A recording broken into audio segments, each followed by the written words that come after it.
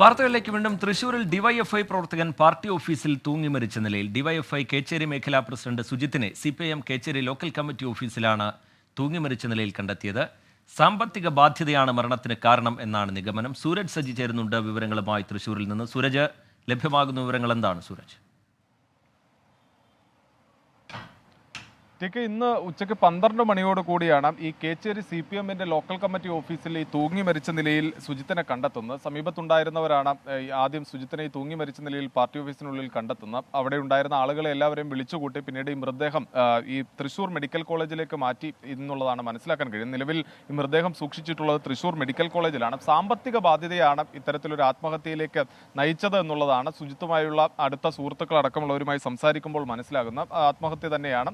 മറ്റു ദുരൂഹതകളില്ല എന്ന് ഇവർ വ്യക്തമാക്കുന്നുണ്ട്. എന്തായാലും കേച്ചേരി മേഖലാ പ്രസിഡന്റാണ് നിലവിൽ ഈ സുജിത്ത്. 28 വയസ്സായിരുന്നു. ശരി, സൂരജ് സജി തൃശൂരിൽ നിന്ന് വിവരങ്ങൾ നൽകുകയായിരുന്നു.